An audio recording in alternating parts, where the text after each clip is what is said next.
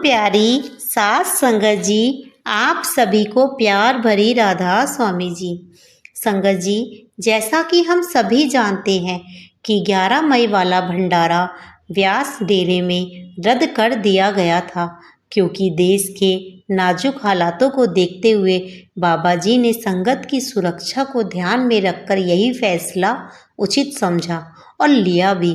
फिर उसके पश्चात बाबा जी 11 मई को विदेश चले गए। उसके बाद यह खबर आ रही थी कि बाबा जी 18 मई तक डेरे वापस आ जाएंगे और 18 मई वाले भंडारे को उपस्थित होंगे।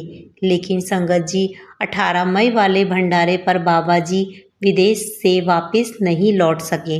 उन्होंने विदेश में रहकर सिंगापुर की जनता को ही सत्संग दिया, पैदल चलकर दर्शन दिए और सवाल जवाब का कार्यक्रम भी किया। लेकिन यहाँ डेरे की जिम्मेदारी हुजूर जी ने संभाली। संगत जी, फिर हमने अब यह खबर और आ रही है कि सुना अगले हफ्ते जो सत्संग सोलन में होने जा रहा है वो भी केवल हुजूर जी द्वारा ही संभाला जाएगा। इसमें भी बाबा जी नहीं लौटेंगे और अभी बाबा जी के इंडिया लौटने की कोई खबर नहीं आ रही है। खबर यही आई है कि बाबा जी अभी इंडिया नहीं लौटेंगे और ऐसी खबर भी आ रही है कि बाबा जी हो सकता है कि 29 जून से पहले वाले भंडारे पर आ जाएं, लेकिन यह पूर्णतः पुष्टि नहीं हुई है कि बाबा जी 29 जून वाले भंडारे पर भी डेरे आएंगे या नहीं। फिलहाल तो यही आई है खबर कि अभी बाबा जी डेरे में इंडिया वापस नहीं लौटेंगे। संगत जी, आगे हम आपको यह बताएंगे कि कैसे एक गुरु सत्संग के दौरान बाबा जी ने एक ऐसे वृत्तांत को सुनाया जिसे सुनकर संगत को वहाँ की अपने सतगुरु की महिमा का पता चला कि कैसे गुरु के बिना गति नहीं होती। संगत जी, सत्संग के दौरान बाबा जी ने एक बहुत ही सुंदर तरीके से गुरु नानक जी का वृत्तांत सुनाया, जिससे साथ संगत के ज्ञान चक्षु खुल गए और गुरु के बिना गति नहीं की महिमा को और अच्छे से समझ गए। बहुत पहले की बात है, एक बहुत अमीर सेठ था। एक दिन सेठ ने अपने पिता के श्राद्ध की वजह से विशाल भंडारे का आयोजन किया। बहुत सारे लोगों ने इसमें भोजन भी किया। संयोग से गुरु नानक देव जी भी वहां पहुंच गए। सेठ जी ने बड़े ही विनम्र भाव से उनका आदर सत्कार किया। नानक साहब ने सेठ से पूछा, सेठ जी, भंडारे का आयोजन किस खुशी में हो रहा है?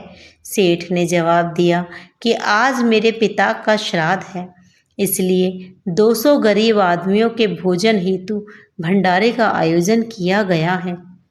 नानक साहब ने उनसे फिर पूछा, क्या आपके पिता जिंदा है? तो सेठ जी ने हंसते हुए कहा कि महात्मा जी, आप ये कैसी बात कर रहे हैं? क्या आपको पता नहीं कि किसी का श्राद्ध उसकी मौत के बाद ही किया जाता है? नानक साहब बोले, परंतु आपके पिता का इससे क्या सरोकार? यह भोजन जो आपने गरीबों को खिलाया है, यह आपके पिता को तो मिला ही नहीं, वह तो अभी भी भूखे बैठे हैं। सेठ ने आश्चर्यचकित होकर कहा, नानक साहब से पूछा, आप ये कैसे कह रहे हैं कि मेरे पिता को भोजन नहीं मिला और वे भूखे बैठे हैं? क्या आप जानते हैं कि मेरे पिता कहाँ हैं? नानक साहब ने कहने लगे कि आपके पिता यहाँ से 50 कोस दूर जंगल में एक झाड़ी में एक लगड़बग्गा बने बैठे हैं। तुमने 200 आदमियों को भोजन कराया ताकि वह तुम्हारे पिता को मिल सके, परंतु वह तो कई दिन से भूखे हैं। अगर मेरी बात पे विश्वास नहीं हो रहा तो जंगल में स्वयं जाकर अपनी आंखों से देख लो। सेठ ने नानक साहब से पूछा कि मैं यह कैसे जानूंगा कि वह लकड़बग्गा मेरे पिता हैं? नानक साहब ने आशीर्वाद दिया और कहा कि जब तुम जंगल में उनके सामने जाओगे तो मेरे आशीर्वाद के प्रताप से वह तुमसे इंसान की भाषा में बात करेंगे। अपनी जिज्ञासा को मिटाने के लिए सेठ जंगल में चला गया। वहां जाकर उसने एक लकड़बग्गा एक झाड़ी में बैठे भी देखा। सेठ ने उससे कहा, पिताजी आप कैसे हैं? लकड़बग्गा ने जवाब दिया, बेटा मैं कई दिनों से भूखा हूँ। मेरे शरीर में बहुत दर्द और तकलीफ है। दर्द के मारे मैं चलने फिरने में भी असमर्थ हूँ।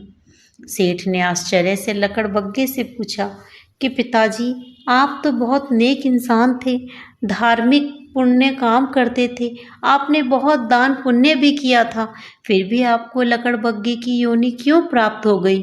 लकड़बग्गे ने जवाब दिया कि बेटा यह सत्य है कि मैंने अपनी तमाम उम्र नेक और परोपकार कर्मों में बिताई, परंतु मेरे अंत समय में मुझे मांस खाने की इच्छा थी, जिसके फलस्वरूप मुझे लकड़बग्गे का जन्म मिला।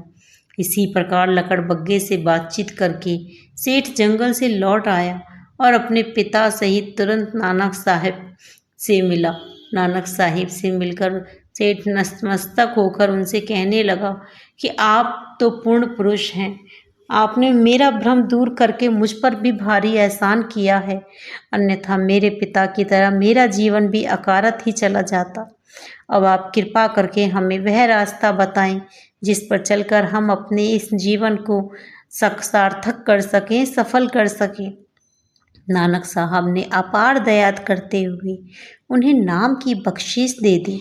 गुरु बिन माला फेरते, गुरु बिन देते दान, गुरु बिन दान हराम है, देखो वेद पुराण।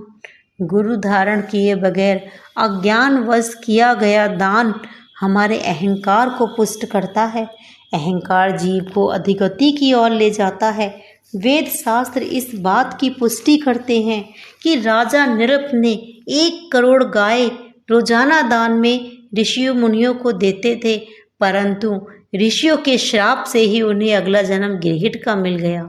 संत मत विचार संत कहते हैं कि दान हमेशा योग्य या सुपात्र को ही करना चाहिए।